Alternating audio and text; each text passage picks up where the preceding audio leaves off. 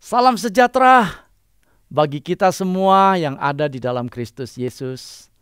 Saya percaya saudara yang terus mengikuti acara ini, merubah paradigma, mengalami hal-hal yang baik, berada pada posisi yang tepat, berjalan pada jalur yang benar. Saya percaya sudah mengalami perubahan hidup. Amin. Ada? Saya lihat ada ya. Pemirsa yang di rumah, saya percaya sudah banyak sekali yang mengalami perubahan demi perubahan hidup. Dan perubahan itu terjadi bukan karena kehebatan kita, tapi semua hanya anugerah dari yang atas. Mengapa terjadi? Karena hidup kita ada di tangan Tuhan. Karena apa? Karena kita hidup bukan karena perbuatan kehebatan kita, tetapi hidup kita hanya karena kebaikan Tuhan kita, Yesus Kristus. Nah saudara, hari ini kita masih membahas tentang buku pada jalur yang tepat, supaya bisa hidup maksimal. Saya percaya bahwa Tuhan punya rencana besar buat hidup kita. Episode ini, episode ke-6 ini, mengajar kita satu hal lagi, yaitu apa? Ayo, mari kita melihat segala sesuatu, terutama diri kita, Tuhan dan situasi, tidak menggunakan kacamata manusia. Nah, ini kacamata manusia. Karena selama ini kita memang, selama kita hidup di dunia ini, kita diberikan mata jasmani, tetapi seringkali yang terjadi adalah mata jasmani kita ini kita pakai salah tempat. Yang dilihat bukan yang baik, bukan yang benar, tetapi yang dilihat adalah untuk yang jelek-jelek. Hal-hal yang membuat ketakutan. Nah, itu sebabnya episode ini mengajarkan ke kita, mari tanggalkan kacamata jasmani kita, tetapi menggunakan kacamata rohani kita. Itu istilah rohaninya ya. Atau dengan kata lain adalah mari fokuskan diri kita seperti yang firman Tuhan katakan. Firman Tuhan bilang apa tentang saya? Firman Tuhan bilang apa masa depan saya? Tuhan berbicara apa tentang keluarga saya? Firman Tuhan mengatakan apa terhadap apa yang saya kerjakan, saya usahakan, saya lakukan, apa yang Tuhan katakan. Itulah yang seharusnya kita fokus ke sana. Memang inilah keadaan dunia kalau kita lihat kehidupan sehari-hari. Coba lihat di TV. 80-90% beritanya apa? Berita yang baik atau berita yang membuat kita hilang damai sejahtera, yang membuat kita ketakutan. Coba dengar radio. Kita selalu dengar berita-berita yang, kalau kita dapat WA dari teman-teman, wah terjadi kecelakaan, wah terjadi penyakit ini, terjadi ini, itu. Selalu berita yang jelek, yang mengakibatkan kita apa? Akhirnya hilang damai sejahtera kita. Di Yohanes 10 ayat 10a, iblis datang, pencuri datang hanya untuk mencuri, membunuh dan membinasakan. Akibat daripada kita terlalu menggunakan jasmani kita. Mata kita melihat situasi yang menakutkan, telinga kita mendengar situasi yang menakutkan. Mengakibatkan apa? Iman kita lumpuh. Iman kita lumpuh. Yang muncul adalah ketakutan. Dan saudara percayalah, pada waktu ketakutan muncul, kita akan lumpuh dalam segala hal. Pikiran kita akan lumpuh. Kita nggak bisa mikir apa-apa lagi. Kita tidak dapat berbuat apa-apa lagi. Yang ada kita hanya bengong dalam ketakutan. Sehingga apa yang sudah Tuhan kerjakan di kayu salib, yang Yesus kerjakan di kayu salib, apa yang sudah Tuhan sediakan bagimu, kita tidak melihatnya. Kita tidak mendapatkannya. Sehingga inilah hidup orang Kristen. Banyak yang tidak seperti yang firman Tuhan katakan. Itu sebabnya episode ini, ayo fokuslah, pandanglah, arahkanlah, berdirilah di satu posisi yang tepat. Berjalanlah di posisinya Tuhan, di jalannya Tuhan, di jalur yang Tuhan berikan. Maka engkau akan menemukan sepanjang jalan itu hal-hal yang luar biasa. Engkau akan menemukan hal-hal yang semua sudah tersedia. Yes, saya mau katakan semua sudah tersedia. Karena apa? Karena kita adalah anak Allah. Karena kita adalah orang yang sudah diselamatkan. Nah, coba kita lagi belajar bagaimana caranya menggunakan kacamata Tuhan. Saya belajar menempatkan diri saya kepada posisi yang Alkitab bilang apa? Yang paling utama adalah banyak orang Kristen yang merasa dirinya masih tidak layak di mata Tuhan. Ini persoalan yang sangat pelik, persoalan yang paling banyak saya temukan di banyak orang Kristen. Merasa dirinya masih orang berdosa, orang tidak layak, mengakibatkan dia merasa tidak berhak diberkati. Sehingga dia merasa doanya tidak berhak dijawab. Ya, dia merasa Tuhan tidak akan jawab doanya. Tuhan tidak akan memberkati dia karena dia melihat dirinya yang masih berdosa, punya kelemahan. Oke, cara saya yang pertama supaya saya bisa keluar dari masalah ini, keluar dari tipuan iblis ini, buktinya apa? Kata Tuhan kepada saya di Efesus 1 ayat 7 dia bilang, sebab di dalam Kristus, di dalam Dia dan oleh darah Yesus kita beroleh penebusan, yaitu pengampunan dosa menurut kekayaan kasih karunia-Nya. Saya menaruh dalam pikiran saya bahwa dosa saya sudah diampuni, bahwa saya sudah dikuduskan, bukan karena saya sudah tidak berbuat salah lagi. Bukan karena saya tidak punya kelemahan lagi. Tetapi menurut firman Tuhan, kacamata Tuhan, saya sekarang kudus akibat dari perbuatan Yesus. Akibat dari pengorbanan Yesus. Akibat daripada Yesus mati menggantikan saya. Dan oleh darahnya, saya yang kotor ini dicuci bersih oleh darah Yesus. Maka di mata Tuhan, Tuhan tidak lagi melihat si Jimmy yang kotor, si Jimmy yang berdosa, tetapi di mata Tuhan, Tuhan melihat si Jimmy yang kudus. Dan kekudusan ini dikerjakan oleh Yesus Kristus, Isa Al-Masih. Pengertian ini betul-betul kita harus tangkap. Nah, tentang bagaimana masih berdosa, sebenarnya saya sudah bahas ya di episode 2, bahwa kita sudah dibebaskan dari dosa, kuasa dosa. Jadi saya nggak akan ulang lagi, saudara bisa melihat di YouTube, atau saudara baca buku ini sehingga saudara tahu. Kita lihat lagi ayat yang menguatkan saya, yang menempatkan saya pada posisi apa? Posisinya Tuhan. Di 1 Petrus 1 ayat 18 dan 19 bunyinya demikian. Sebab kamu tahu bahwa kamu telah ditebus dari cara hidupmu yang sia-sia, yang kamu warisi dari nenek moyangmu itu, bukan dengan barang yang fana, bukan pula dengan perak dan emas, melainkan dengan darah yang mahal, yaitu darah Kristus, yang sama seperti darah anak domba, yang tak bernoda dan tak bercacat. Jadi saudara, saya sekarang ini menempatkan diri kepada satu posisi bahwa saya ini bukan milik dunia ini lagi. Saya bukan milik dunia yang berdosa ini. Saya tidak lagi milik dunia yang penuh dengan penderitaan. Saya bukan milik dunia yang penuh dengan kekacauan. Saya bukan milik dunia yang penuh dengan sakit penyakit, dengan segala yang tidak baik. Tidak lagi. Karena saya sudah ditebus. Saya ditebus ini bukan karena perbuatan saya, tetapi karena kebaikan Tuhan kita. Karena inisiatif dari Bapak kita, inisiatif dari pencipta langit dan bumi. Dia rela jadi manusia supaya dia yang dihukum dan kita tidak. Jadi saya pegang erat-erat. Saya pegang itu menjadi kekuatan buat saya, bahwa saya sekarang ini berharga di mata Tuhan. Bahwa saya ini di mata Tuhan bukan lagi orang berdosa. Maka saya menempatkan diri saya kepada satu posisi bahwa saya adalah milik Tuhan Yesus. Pada waktu saya menempatkan diri saya bukannya milik duniawi, tetapi saya adalah milik sorgawi, maka saudara, kira-kira apa yang saudara dapat? Oke, saudara, mungkin kalau bicara di Indonesia saat ini kita sebagai warga negara, kita bayar BPJS, maka kita berhak.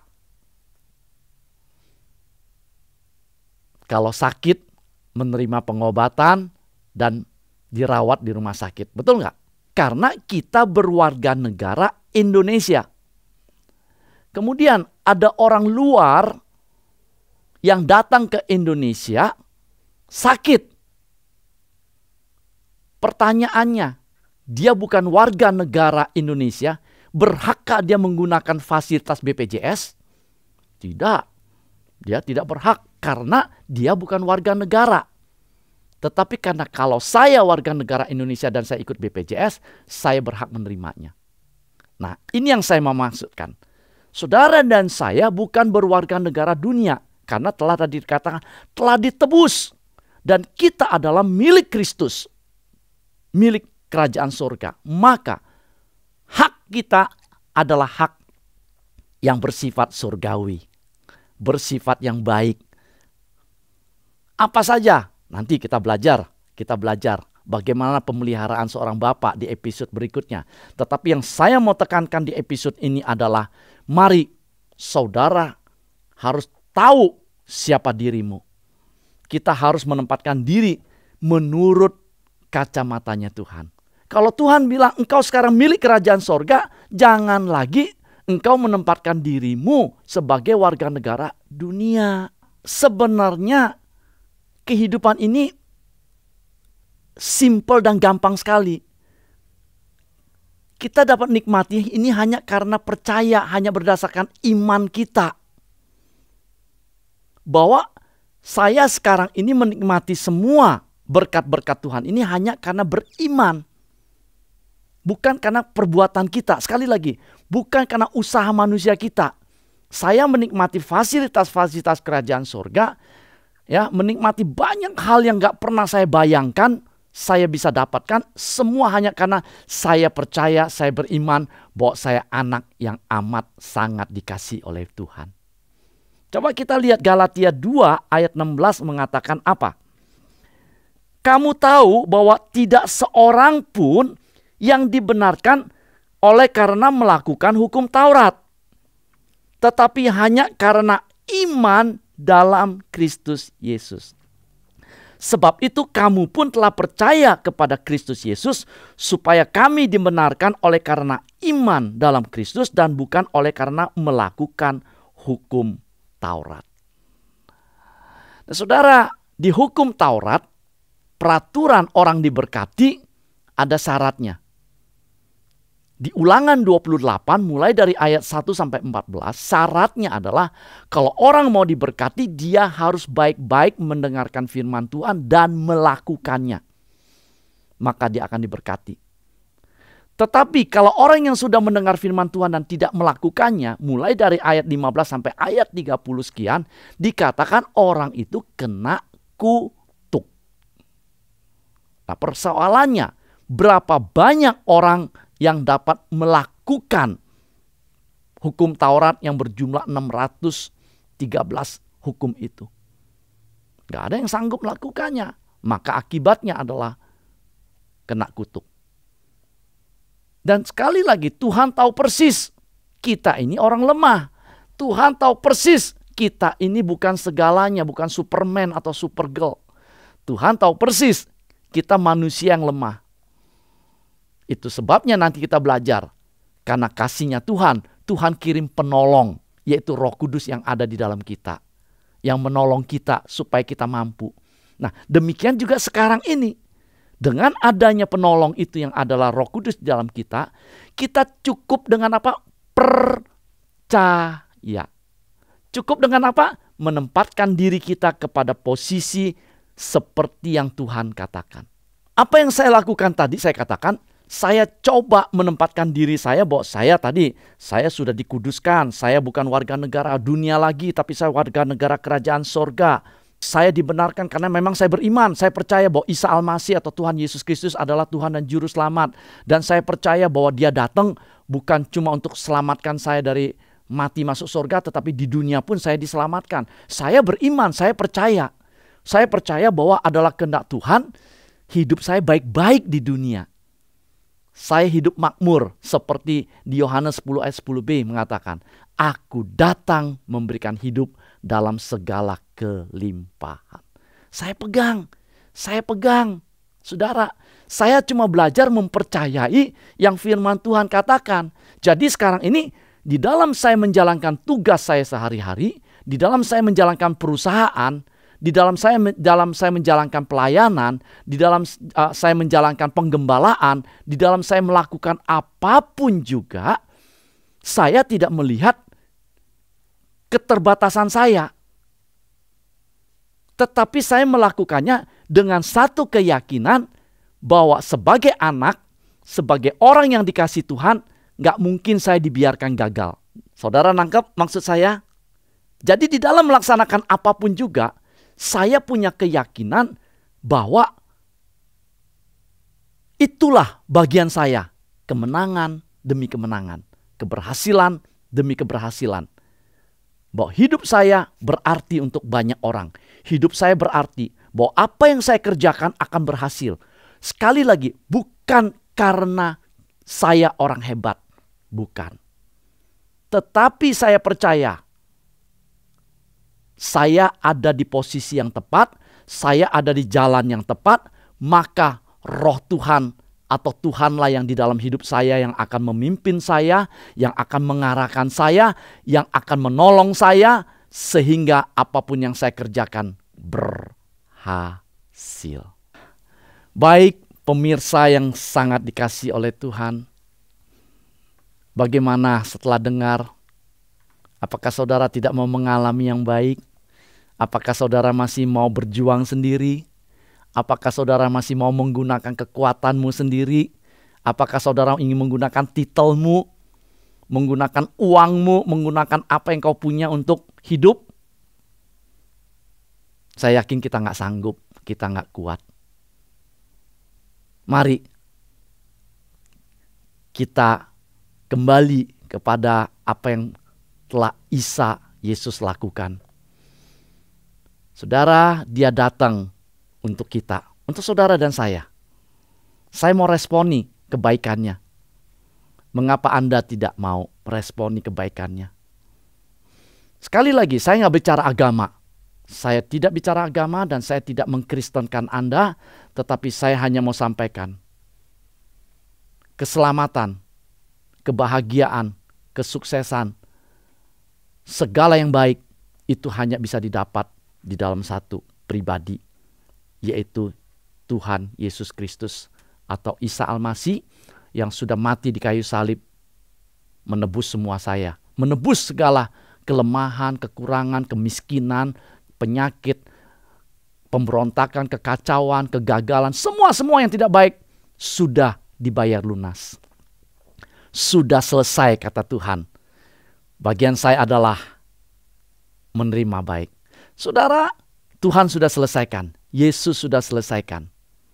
Kita tinggal menikmati hasil yang dikerjakan oleh Tuhan Yesus. Seperti yang tadi saya katakan. Di zaman perang dulu, bangsa Yahudi tinggal memungut hasil peperangan yang dilakukan oleh malaikat. Sekarang pun kita tinggal menerima hasil peperangan yang sudah dikerjakan oleh Yesus. Dengan apa? Dengan hanya beriman dan percaya bahwa Yesus Kristus adalah Tuhan dan Juru Selamat. Saudara mau? Baik, mari kita ikuti saya berdoa. Tuhan Yesus atau Isa Al-Masih, terima kasih buat panggilan yang luar biasa. Saya capek Tuhan dengan kehidupan sekarang ini, dengan kekacauan, dengan penderitaan, dengan kemiskinan, dengan kekurangan, dengan kegagalan, semua yang ada pada hidup saya. Saya mau itu semua berlalu. Oleh sebab itu saya mau nyatakan Engkaulah Tuhan dan Juru Selamat hidup saya. Dan saya percaya firman-Mu mengatakan sekarang aku adalah ciptaan yang baru. Yang lama sudah berlalu, sesungguhnya yang baru sudah datang. Saya percaya mulai hari ini saya mau berada pada posisi Tuhan. Saya mau berjalan di jalannya Tuhan. Dan saya mau melihat keadaan sesuai dengan firman Tuhan. Dan saya percaya hidup saya akan diberkati. Sehingga hidup saya juga menjadi berkat untuk orang lain. Terima kasih. Amin. Baik saudara yang kasih Tuhan. Kalau masih ada pertanyaan, jangan segan-segan hubungi saya melalui WA atau website atau Instagram di bawah ini. Dan berita baiknya adalah saya sediakan 10 buah buku secara gratis bagi 10 orang pertama yang merespon firman Tuhan ini. Saya tunggu ya, 10 yang meresponin firman Tuhan ini. Oke. Baik. Terima kasih sudah mengikuti episode ini, dan jangan lupa ikuti episode berikutnya, pelajaran berikutnya. Dan kalau masih ada yang ketinggalan, saudara bisa lihat di YouTube. Ya. Bersama saya Jamie Suhadi dalam program Ada Harapan.